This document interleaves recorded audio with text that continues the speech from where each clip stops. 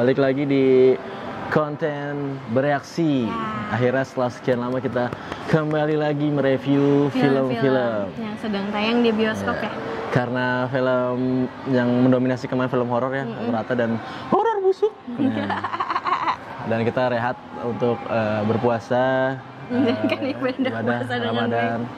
Akhirnya kita menyempatkan lagi menonton film horor dari Korea.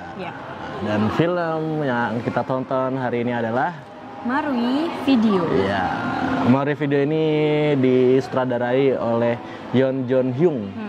Dan film horor ini berbeda ya dari film horor kebanyakan karena genrenya ini mockumentary atau dan dia juga ada found footage di dalam gitu. Kalau misalkan kalian familiar nonton The Medium, Keramat, ya, kurang lebih seperti itu. Ya.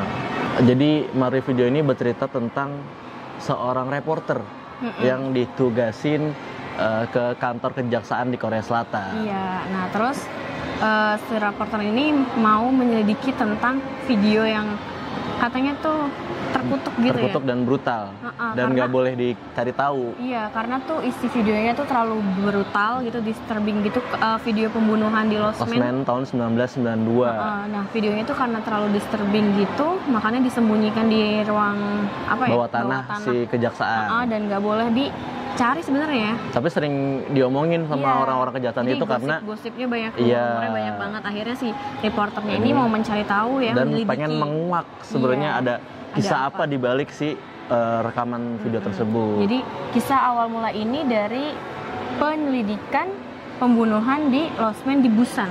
Di Busan tahun 1992. Tahun 1992. Dan rekaman aslinya hampir gak ketemu. Jadi pas dicari dibongkar-bongkarin tuh tempatnya nggak ada ternyata. Nggak ada, karena di kantor kejaksaan nggak ada. Tapi dia tidak menyerah. Iya, jadi ini kan investigasi ya. Jadi di film ini diawali dengan investigasi pencarian si video itu dulu ya. Iya, dia nyari tahu ternyata ada jaksa yang ngusut kasus itu. Ngusut kasus itu. Ternyata dia udah meninggal. Dan karena penyakit. Akhirnya kronis. Dia nyari kerabat dekat si korban yang terbunuh tuh yang di Losmen. Akhirnya ketemulah sang ibu si korban dan dia ternyata punya beberapa file. Dan salah satu filenya itu ada salinan rekaman asli video pembunuhan si Losmen 1992 ini. Dan ternyata kutukan itu dimulai sejak si rekaman itu diputer. Iya, jadi di videonya itu isinya adalah pembunuhan ya. Rekaman si cowok yang ngebunuh ceweknya itu. Jadi ada seorang laki-laki yang ngebunuh pacarnya di Losmen itu ya, dalam Losmen, di kamar Losmen itu. Terus dia menemukan sosok laki-laki pakai seragam hitam, pakai topi hitam. Jadi di cermin. Iya, jadi ternyata itu adalah seragam tahun 80-an. Pokoknya intinya tahun 80-an seragamnya memang seperti itu gitu.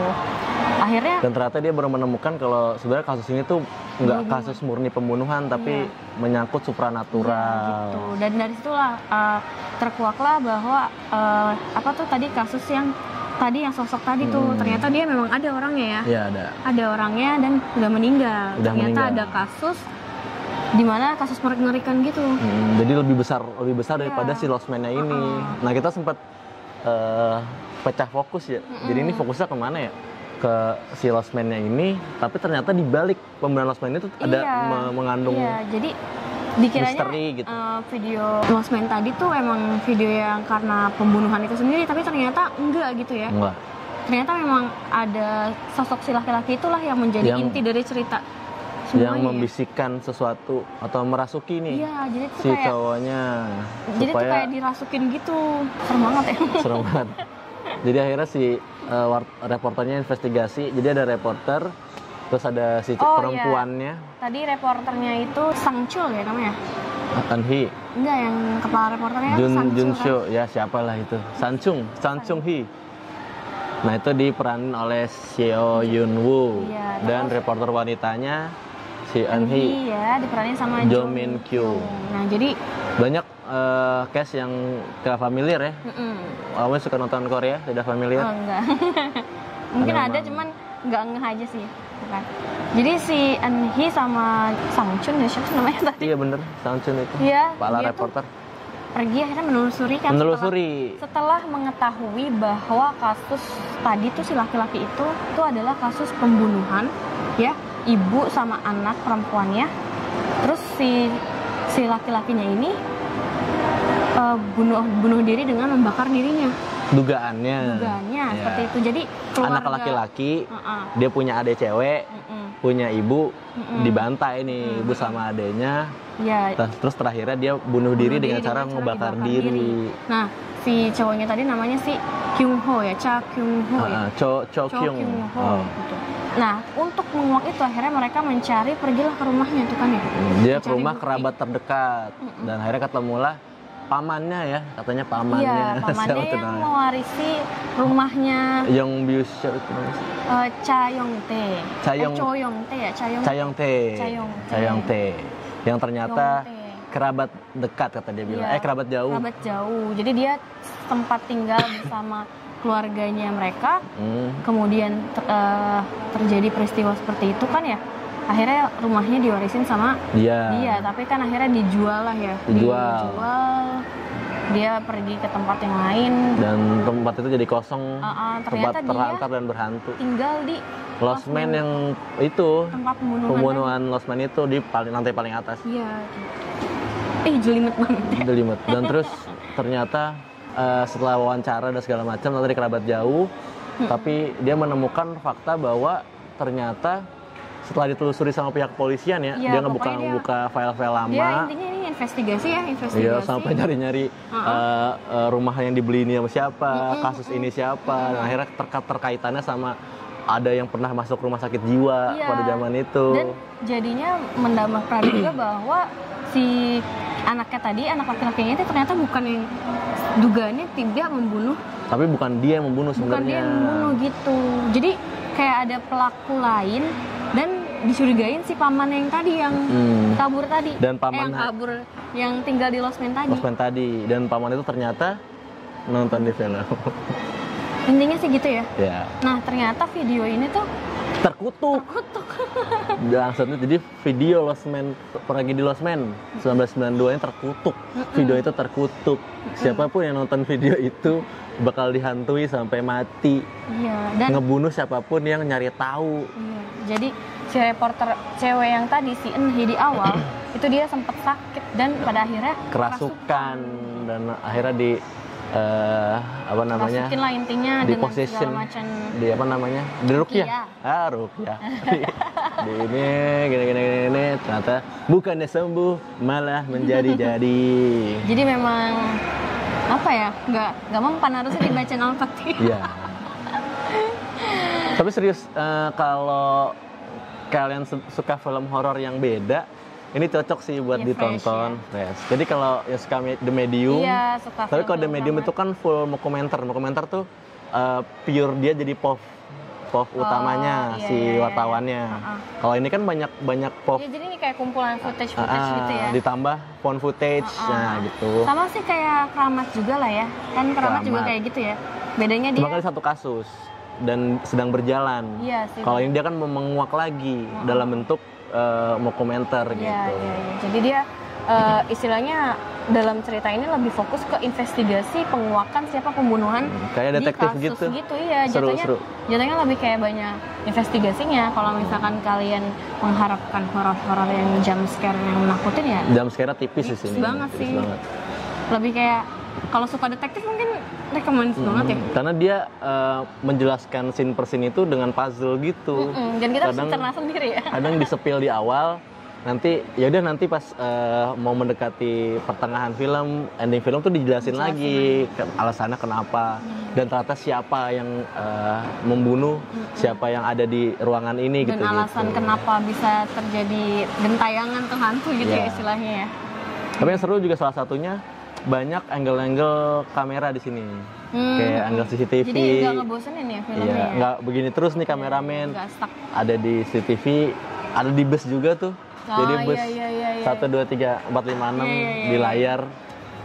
Jadi kayak kita bisa lihat dari berbagai sudut pandang. Iya, benar. Dan yang lebih mungkin yang kadang kan kalau kita nonton film komentari gitu kan karena kita ngambilnya found footage atau enggak rekaman-rekaman gitu kan kadang suka goyang. Nah, kalau ini tuh enggak kan jadinya kadang iya beberapa doang. Goyangnya enggak shaking enggak banget gitu loh. Jadi enggak bikin pusing. Pas klimaks doang yang shaking.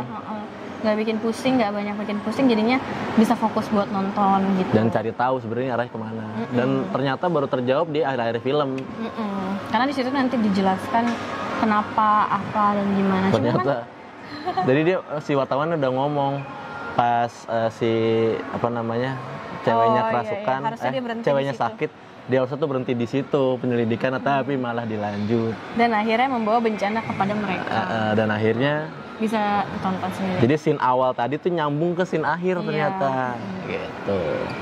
Dan kelebihannya gimana ya? Kelebihannya itu salah satunya banyak angle CCTV-nya. Dan gak shaking bikin mual, jadi nontonnya bisa tetap nyaman.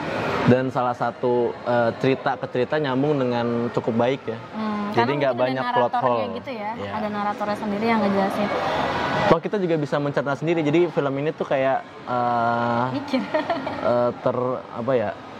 Tersusun dengan rapi. Tersirat tapi kita mengerti gitu loh. Semuanya dijelaskan secara tersirat.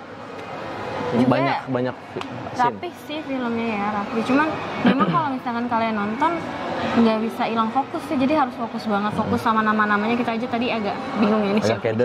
Tahu-taunya ternyata ini gitu. Terus tahun-tahunnya kayak cukup diharap diingat gitu, karena kan dia ada berbagai latar tahun gitu ya. Tadi ada 3 latar, ada pas pembunuhan, pas ini. Pas back lama. Masa lampunya. Awal pembunuhan keluarga, pembunuhan Losmen sama waktunya dia waktu itu. Gitu. Jadi terus pokoknya setiap narator yang ngomong jelasan didengerin gitu ya, dicerna, karena itu berpengaruh ke ceritanya gitu. Banyak elemen-elemen yang ngutip film-film lain sih, kayak dia tuh mengulang di hari yang sama. Oh iya. Ya kan, peristiwa itu terjadi lagi di hari itu. Di hari yang tempat terjadinya pembunuhan ya. Mengulang di hari yang sama, yang kayak diperingati lah, hari memperingati. Mungkin dan ternyata banyak plot twist di dalam situ. Iya. Tapi mungkin kalau orang yang suka film detektif sebenarnya udah bisa nebak sih siapa pelakunya di awal. Sebenarnya udah nebak pelakunya, tapi kayak nggak nyangka kalau ternyata tuh begitu gitu. Ngerti nggak sih? Terlalu pelik masalahnya. Jadi kita mungkin bisa nebak nih siapa pelakunya dari awal, tapi mungkin nggak nyangka ternyata itu bukan dia, gimana ya gitu deh intinya. Kekurangannya dari kadang ada plot hole-nya sih, paling kenapa nggak dijelasin ya, mungkin karena orangnya udah nggak ada ya. Dijelasin kenapa alasannya dia ngelakuin pembunuhan itu gitu, pelakunya sakit kenapa. Jiwa. Emang iya ya, tapi waktu ini ya gitu deh, nggak sakit mental ya. Mungkin itu salah satu alasannya, karena kan dia juga pelaku. Tapi ya sih, pelaku yang itu loh, yang penutupan itu. Keseluruhan itu kan. Iya, penutupan sebuah. Berarti bukan cuma si wartawannya doang nih jadi korban, harus berarti udah pernah ada lagi jadi korban. Benar. Gitu. Terus kayak terus juga kadang agak bingung sama endingnya ya. Maksudnya ini endingnya jadi si arwah itu keluar apa enggak gitu. Enggak, itu emang murni pembunuhan. Murni pembunuhan, tapi yang didasari oleh kutukan video itu. Oh, jadi nggak dirasukin kan jadinya? Dirasukin. Jadi setiap pembunuhan itu makanya kan polisi gitu. Nutup rapat-rapat nih kasusnya, videonya jangan sampai kesebar karena itu kan. Makanya kalau udah dibilangin jangan ya jangan, nggak usah penasaran. Oke, terakhir skor untuk film Marui video. 18/10. Ya, karena aku suka komentari seperti ini, patut dikasih skor 9/10. Tinggi. Karena biasanya aku yang lebih tinggi. Lumayan twist, banyak twist dan penyajiannya rapih. Gitu. Skornya nggak mengecewakan kan? Tidak mengecewakan, bagus sekali. Oke, film ini masih tayang ya. Ini per hari Senin tayang langsung. Biasanya hari Rebo tayang, tapi ini hari Senin. Jadi langsung tonton aja karena nggak bakal ngecewain daripada nonton film horor lokal. Masih kurang bagus, nunggu 10 hari lagi ada Sewodino, Hanzab dan lain sebagainya, nanti itu lebih worth it ketimbang film yang ada sekarang. Sampai jumpa di konten bereaksi selanjutnya. Semoga kita masih bisa mereaksi film-film. Jangan lupa like, comment, dan subscribe. Sampai ketemu, dadah. Dadah.